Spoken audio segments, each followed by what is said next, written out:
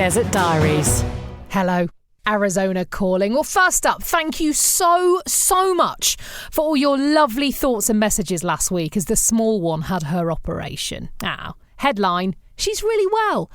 Her op took place at the Desert Campus, how apt a name, of a major hospital group here in the Valley. And I tell you, a hospital in a pandemic, I hope you haven't had to experience it. What an eerie place. All but one of the entrances closed off, no visitors allowed anywhere. I was only allowed in with Britta because she's a child. And of course, masks on at all times for everybody. Well, as we arrived, a nice young woman behind a makeshift desk at the entrance took out her thermometer and beep, Britta's temperature completely fine.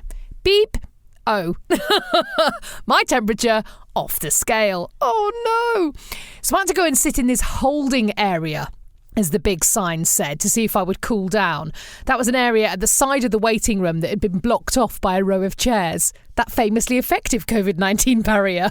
And there were two other people in there. Two men, one in his 70s, I would guesstimate, and the other in his 40s or 50s. They look like father and son, I was guessing. Both very similar, very large build, similar facial features, both in head-to-toe Trump regalia. Make America Great Again baseball caps, Trump-Pence T-shirts. One was sporting Trump-Pence shorts, not the cycling variety, you'll be glad to know. And the other, a Trump-Pence sweatpants, so kind of like tracksuit bottoms. Who even knew all this stuff was available? And I swear on the life of my most beloved pets, they were watching, without headphones, and the volume was very loud, a speech on their mobile phone in which a man was shouting about Liberals destroying monuments. It was quite the moment as I was anxiously awaiting my daughter's operation. Now, we're obviously getting really close to the election here in the States, and I think it is fair, whatever your political slant, to say there hasn't been a more divisive election in recent history. Even this week, the president refused to confirm, of course, that he'd stand down if he lost. People are antsy. There's definitely a tension in the air. It's really not very comfortable to experience. And what I found extraordinary about these two men was the fact they were wearing this political uniform in such a non-political setting. They weren't on a march or at a rally or even at a polling station. I suppose the thing is, in Britain, we don't engage with politics in the same way. Would that be a fair thing to say? Even at the height of the Brexit bun fight, and I'm aware it's not over, I really don't recall people wearing T-shirts and caps and tracksuits saying, I love the EU or I love Brexit. Yeah, there were marches where people did dress up, but you didn't stumble across that sort of thing in the post office, did you? Getting your TV licence. You don't regularly see I Heart Boris Johnson T-shirts or Keir Starmer Forever baseball caps in your local supermarket. It's not something you see every day, people dressing up to the extent that these two men were. I do see Make America Great Again hats on a fairly regular basis. I'd say 3 or 4 or 5 times a week. And there are also signs saying Trump-Pence and one saying Biden-Harris near to where I live, much like you'd see signs in people's windows during election in the UK. But there is a different vibe here. I remember how divided and polarised Britain started to feel over Brexit. And I can't speak of how it feels right now, of course. Do let me know. But here it feels like that, but kind of turned up to 11. There's not a lot of room for debate. There's not a lot of room for discourse. There's not a lot of, I will hear what you have to say and I might not agree, but I'll let you have that opinion. Those conversations I'm just not hearing a lot right now. Anyway, I'm going to get to more of this on a bonus episode I'm going to be doing for you this week. Have you ever asked me a load of questions that I was going to include in this podcast, but there's loads, so I'm going to do a separate podcast for you. If you want to add your question, there's a big thread on the Sam Walker's Desert Diaries Facebook group, so please do come and get involved. I'd love you to come and join in. Just search for facebook.com/seeyouinthedesert. It would be great to have you.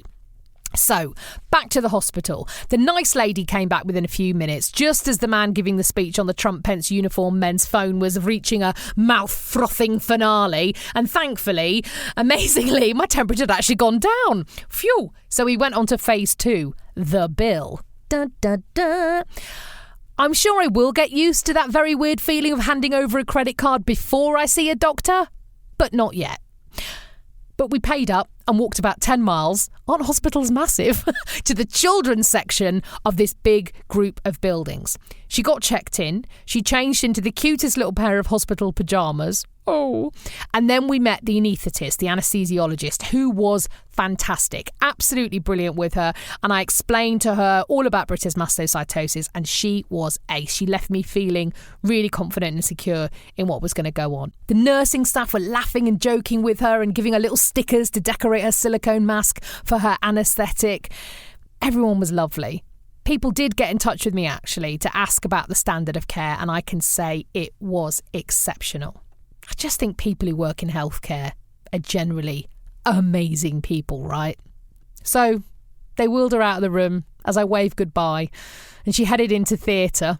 I was having a little cry and a tremble. She was regaling them with tales of the bearded dragon she wanted to get, because she used to want a corn snake, but now she wants a bearded dragon. I could literally hear a little voice chatting down the corridor, talking about ruddy reptiles. And all I could think was, I really wanted to kiss her goodbye, but I couldn't, because I had to keep my mask on. And I get that, but I wanted to give that girl a kiss. So I took my place in the waiting room with all the other nervous-looking parents, and a couple of hours later, I was sitting with her in the recovery bay as she came out of the anaesthetic in a hilariously sozzled, drunken way. And yes, I did video it, and yes, I will be showing it at her 18th birthday party. It was fantastic. And yeah, she did have a reaction to the anaesthetic, but they were on it, and they stabilised her within less than a minute. And she didn't go into full shock. She was 100% in the right place. And all the staff were just fantastic. I'm so grateful. So our first major American healthcare experience is done. We made it through the paperwork and the processes, and man, it was a long road for one reason or another. But tick, things can only get easier, right? And the small one is fine. And that is the best thing. In other news this week, I passed a major milestone. Whilst writing an email to a client I'm making a podcast for, I wrote this sentence. I just realised I forgot to give you a deadline for the feedback. And I'm so sorry, Mrs. Ragg, my third-year English teacher, who always wore fantastic large wooden earrings and drove a Citroen Diane, which I thought was very exotic. I spelt realised with a Z. Yeah. It's only been just over a year. And you know what's worse? When I noticed what I'd done, I went downstairs to tell Dave. And this is exactly what I said to him. I just sent an email to a client and I spelt realised with a Z. I said Z. I didn't even say Z to him. Who even am I anymore? I'm not quite sure. I'll see you in the desert.